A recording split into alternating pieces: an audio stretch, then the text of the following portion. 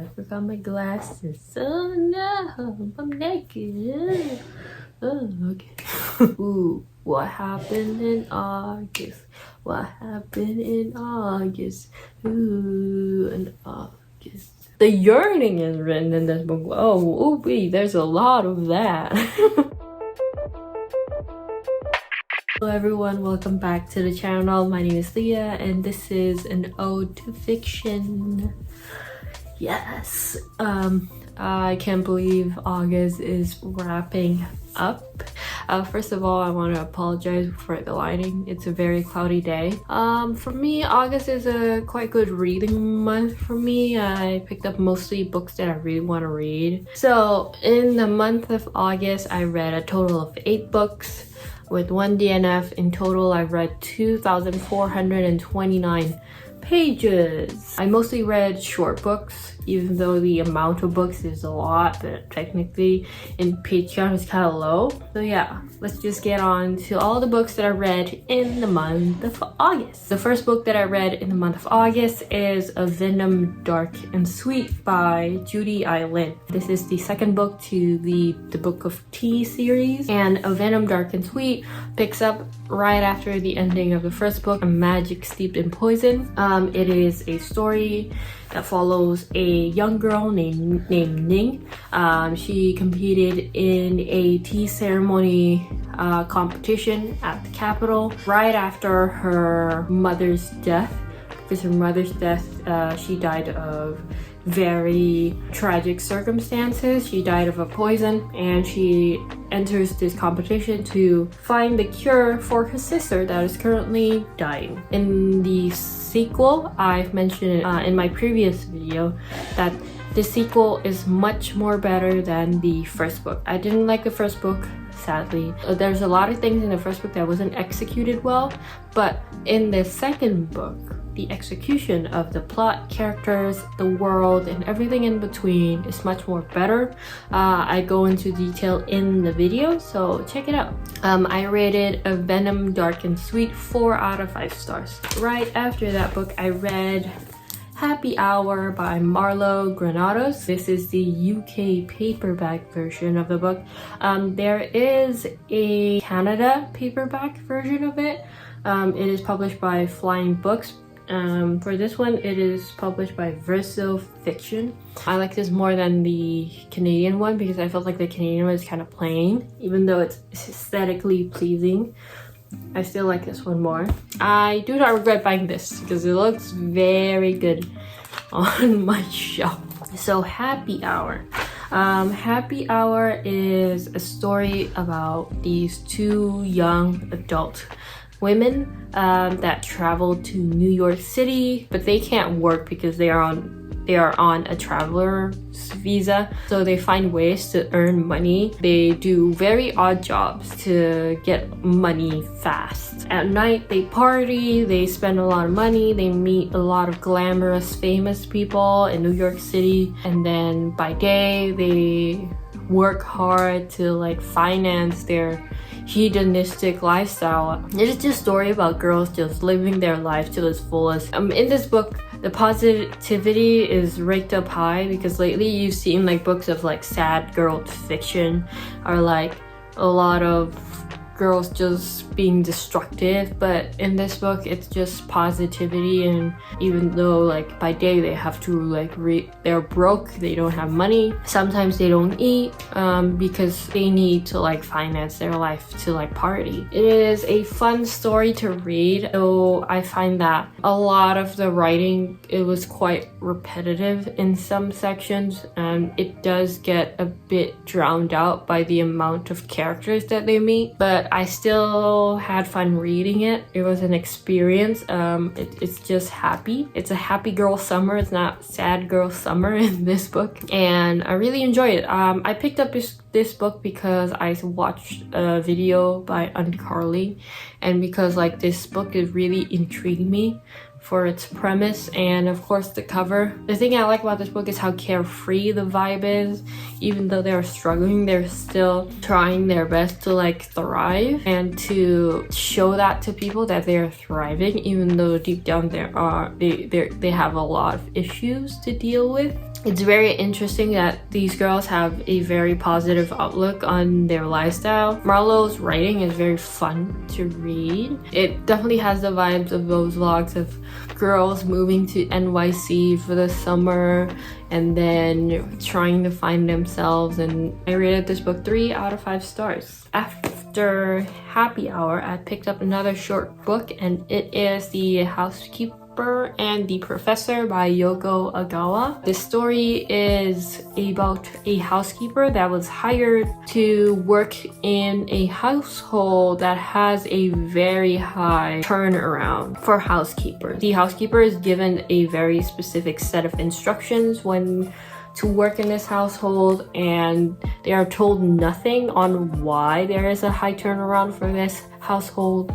And then when she came, she later finds out that her client is actually a professor, and this professor, he is a genius mathematician that suffers from short memory loss because of the unfortunate accident that the professor went through. So his memory is forever impaired. The story is about how the housekeeper develops a relationship with this professor, how his love of math became his gateway to befriend this housekeeper and her son. The housekeeper, she really takes care of him, and she tries her best to keep up with him, even though she doesn't have the educational background. But the professor is so patient. He shows her everything that she needs to know, and he also helps the son with their homework. It is just so sweet and so wholesome, and it made me look at math in a different light because I do not like math, and this book really highlights the beauty of numbers. Besides that, the way that the professor forms a friendship with son is through baseball, and how their love for baseball is translated into math as well. It's very interesting because this professor used to be a very brilliant professor that teaches in the university, so he knows a lot, and you get to see how their friendship grows and evolves throughout the time, and how they still keep in touch with each other. It's just so good. It's a very short read, under 200 pages. I also mentioned this book in a previous video of books that define my tastes in reading. I categorize this as a quiet book, and it is a quiet book. It is a book that is shaped by its characters and how charming they are and how wholesome the interactions between them are. I really love this book, and I will very likely return to it in the future, and I highly recommend you pick it up. I rated The Housekeeper and the Professor by Yoko Ogawa a 4 out of 5 stars. I need to tie my hair because it is bothering me.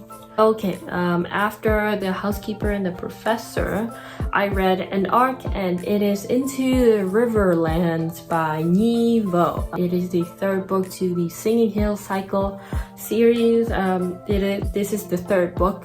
The first book is The Empress of Salt and Fortune, and the second book is When the Tiger Came Down the Mountain. This whole series is about a cleric named Chi and the bird, Almost Brilliant, as they journey around the empire or the lands for stories and histories, legends, and myth to record and basically preserve.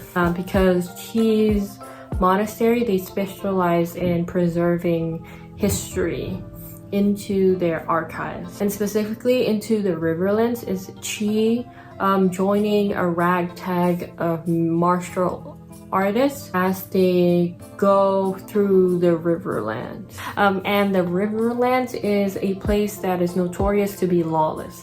Everyone there is either a robber or a very dangerous fighter or someone that is notorious for very despicable acts. And throughout this journey, Chi listens to stories from these ragtag of people about the legends that have floated around the Riverlands.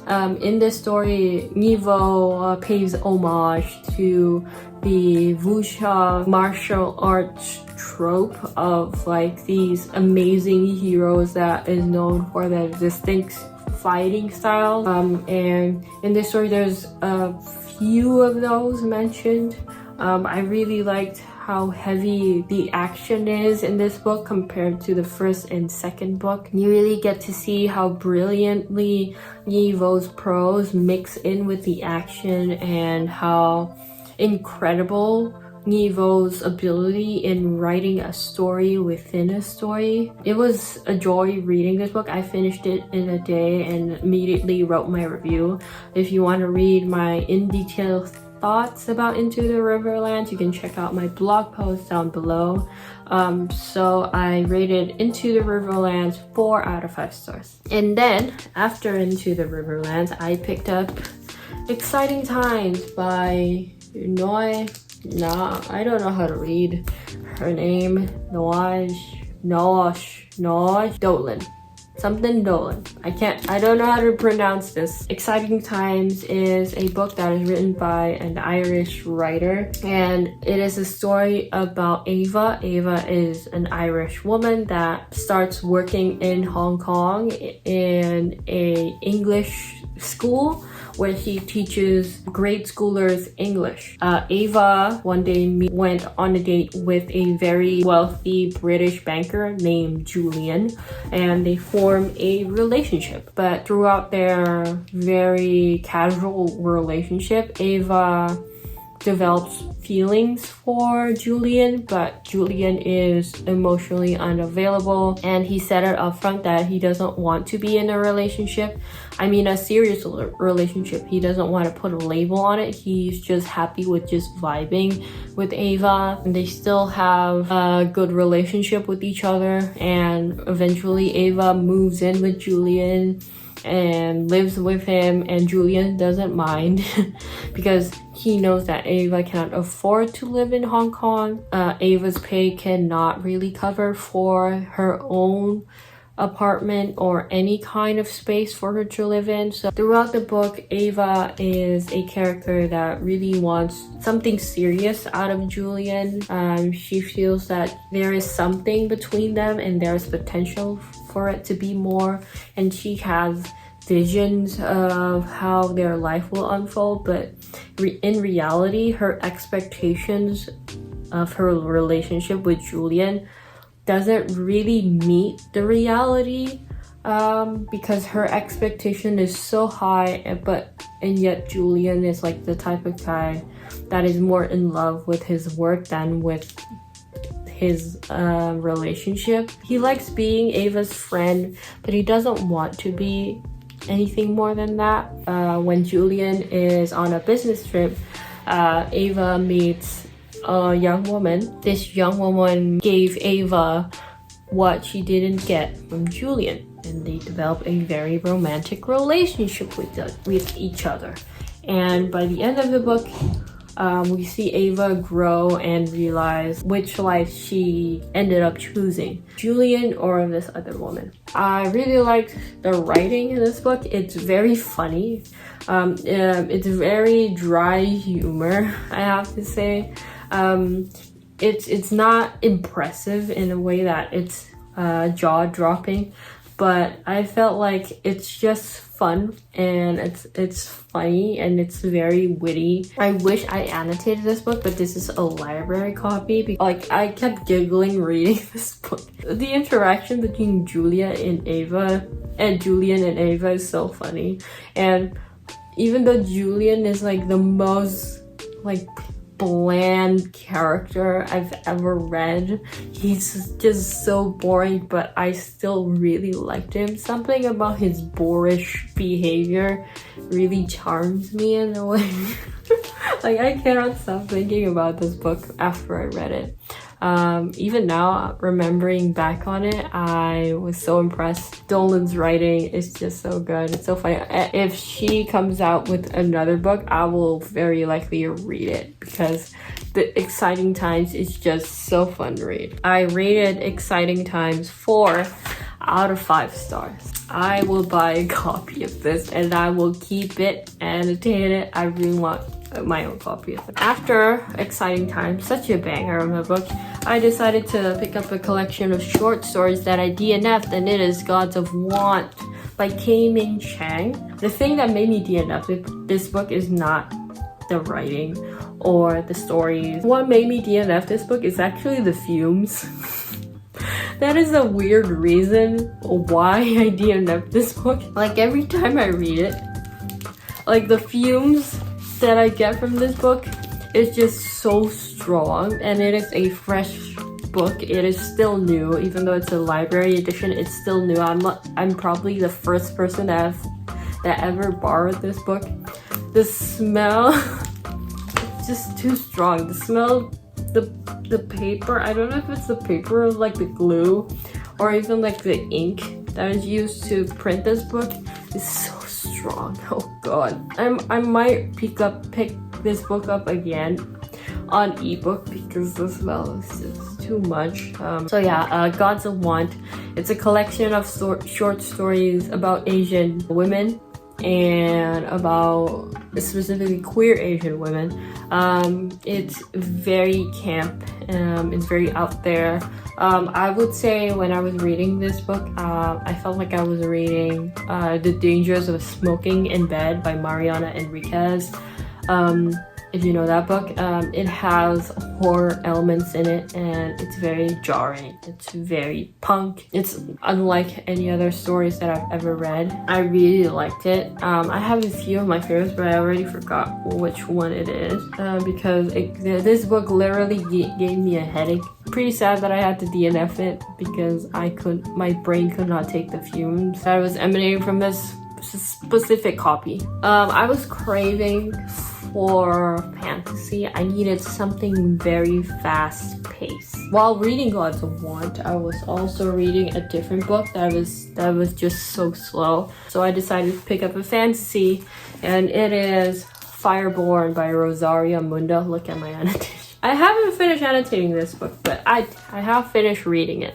Fireborne is the first book to the Aurelian cycle. This book is about two orphans, Annie and Nghi, that have grown up together and have become full-fledged dragon riders. In this world, the world used to be ruled by dragonborns, but after the coup, dragonborns are basically slain because of how cruel they are. Annie is a young girl with red hair that lost her family to a dragon fire. Nghi is an orphan that lost his family from the massacre that happened during the coup. And Annie and Nghi share secrets from their days at the orphanage. Annie low-key knows that Nghi is not who he says he is, but because of their deep connection, Nghi and Annie, they protect each other. They are like very close friends. They both ride the Aurelians, which is the dragons that they ride. In this world, there are 3 dragon species: the Aurelian Storm Scourge, and something fish. So in this world, there is a competition to determine who will be the commander of the dragon riders, and Nghi and Annie both made it to the top 8, and throughout their basically semi-finals to determine the dragon rider, their kingdom is being attacked by a different kingdom from a distant land. This different kingdom also has dragons because some of the dragonborns that have escaped the massacre escaped to this kingdom. Fireborne is filled with yearning and It's one of the best young adult books that I've ever read. Their world building is very epic. Their characters are fully fleshed out and very compelling. I really liked Annie and Lee. They're literally jump off the page kind of characters. They make me root for them, though the pacing of this book is very slow, and the politics takes a while to fully develop. I really like it because Rosaria Munda really knows how to craft a story and how to craft a world into a very cohesive environment for their characters. And their characters, even though there's a cast of them, I remember all of them, and even the side characters like the politicians. They are fully fleshed out, and I could fully immerse myself in the world without being confused of what is happening and who this character is. I was fully immersed from start to end. I really liked Annie and Lee's relationship. I liked how Rosaria Munda crafted their journey together while also incorporating the current state of the world. I liked how Annie and Lee interacted with each other, and there's like yearning. There's a four-way love affair happening in this book. I'd say the romance is a bit awkward at times, but I still really enjoyed it overall. It's very entertaining. It's been a while since I've read a young adult that really impressed me. First book is not so bumpy. It's really good. I really hope that the next book, Flamefall, I hope that Flamefall is consistent to this first book, because from what Rosaria Munda really presents in this first book is very impressive. What's impressive again about this book is the amazingly fast pace, at the edge of my seat, dragon riding battles. It's just amazing. I love a world with a lot of dragons, and you get to see a lot of that action. Imagine how to train your dragon with a lot more politics and a way darker themes. I wouldn't say it's a coming of age story, but it is a coming of age story. I didn't see a lot of coming of age. I felt like the characters was already quite mature in my opinion, especially Lee, because Lee is a character that had to grow up pretty fast in his childhood, and it is apparent on page that there's a lot of things that happen off page where he grows up, and you get to see glimpses of that in the flashbacks in the book. I would say this is like characters that have come fully into their young adulthood and is trying to maneuver around the world that is on the brink of war. The yearning is written in this book. Oh, ooh, there's a lot of that.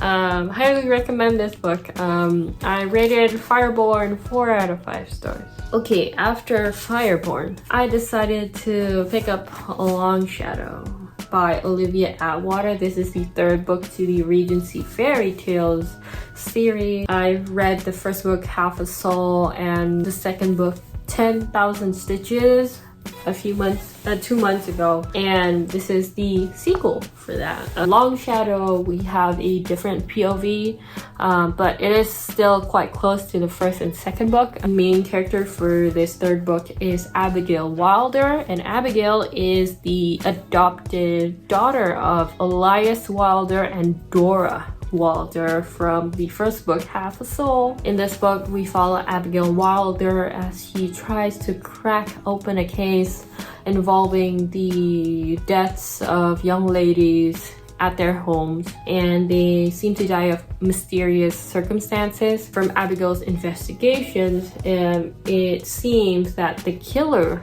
are fey creatures, and these fey creatures are Slua. Slua are fey creatures that kill at night and leave the western window open. That's the hint of what a Slua does. Abigail meets a Slua named Mercy, and from Mercy's explanation, it is not what it seemed. A Slua is not a killer. A Slua is a creature that guides spirits to the afterlife. Mercy and Abigail, they investigate the case and they form a relationship that becomes a romantic relationship. Of course.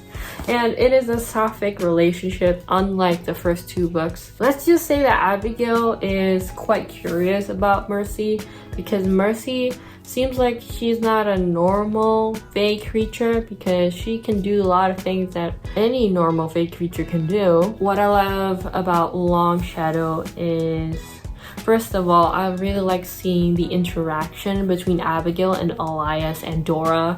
I really love Elias and Dora from the first book. They are just the power couple of this series, and I'm so happy I get to see them again in this, and you get to see the family dynamics. I love that romance is very slow burn, it's very tender, it's very vulnerable. Even though it is a very short book, I feel like the characters are fleshed out. I really like how the mystery was executed, and I really like how Olivia Atwater really builds the tension and then snap the tension at the right moment. I have to say, after reading the whole series, minus the accompanying novellas, I feel like Longshadow is the second book that I really like. So the first one will be Half Soul, and then Longshadow, and then third one is 10,000 Stitches. I feel like this is so good. I like the sapphic romance between Mercy and Abigail. Even though there isn't a lot of what I really like about historical romances, kind of like the high society part of historical romances, there is still a ball scene, and the story is more focused on the mystery instead of the romance. That's where I really liked, and you get to see a lot of very cool fae aspects in the story, which is quite good. So I highly recommend you pick this book up. I think it's already released.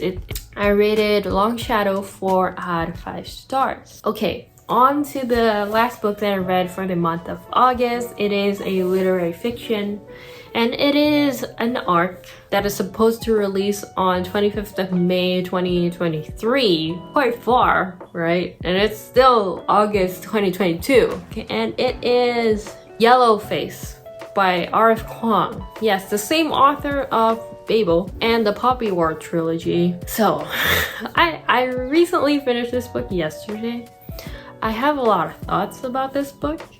Those thoughts are not good thoughts. It's pretty bad. I still don't know how to describe this book, but I will gladly explain the premise. The story of Yellowface is a story about an author named June Hayward. June Hayward is a white author. Why is this relevant? Because June Hayward stole the drafts that is written by a Chinese American author named Athena Liu. Athena Liu is also June's college friend. They are both authors that debuted around the same time, but Athena is much more successful. She is a New York Times bestseller. She is the literary darling of the book world because all of her books are all hits, while June, she can barely sell her debut novel. She hasn't written anything new since her debut novel. She has a really bad agent. She doesn't know what to do with her life, and one day she reconnects with Athena, and on that night when they got drunk, Athena abruptly dies and June took her drafts. And then June proceeds to finish Athena's unfinished book and publishes it as her own. That is the synopsis. I will not elaborate any further or any further plot points because it's pretty far from its release date, but the story is, I want to say, quite disturbing. Disturbing not as in like horrifying, more like in a sense that this book is very detailed.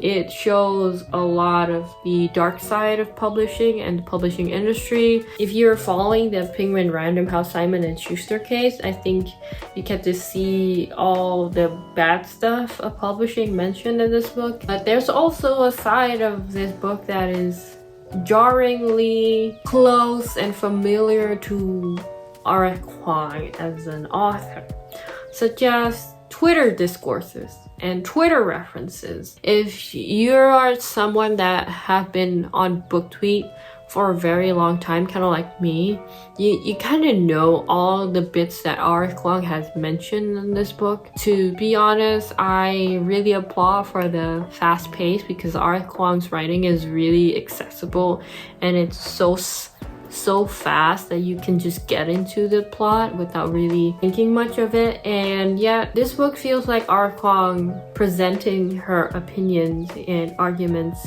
behind the character. I feel like there's no nuance in this book, and I feel like it could have been better. I feel like it will not age well as well because of the references that are contained in the book. I feel like R.F. Kuang's voice is very strong in this book. I read this book to even out my expectations for Babel because I'm quite worried I might not like Babel because I didn't like the Poppy War series by R.F. Kuang. I DNF'd the whole series after reading The Dragon's Republic because of how R.F. Kuang treats her characters. Like, the whole book feels like a Twitter discourse. And the book is the Twitter thread of the discourse part. I have left this book unrated. I will probably leave it unrated because I feel like it's so different from what I've known R.F. Kuang for. I've known her for her fantasy books and how well she researched for her fantasy books, but yet in this book it is a literary fiction that's supposed to be a dark satire. I want to see more discussion and nuance in this story. I need weight, I need a takeaway because it's a literary fiction, but there is none of that. None of it was delivered at all. I feel like it's less of a discussion, more of a presentation while reading this book, and I feel like it is very apparent that this book is written from R.F. Kuang's personal experience and her own criticisms that she has faced and regarding her work, and some of that is voiced out in this book. I felt very awkward and I cringed a lot while reading this book, not because of her writing or anything. It's just of the things that are included in this book. I don't know how the general public will feel about this book. For me, for sure, the image I have of R.F. Kuang has slightly distorted. I'm actually happy that the release date for this book is kind of far from Babel because I've heard good things from Babel. Proceed with caution.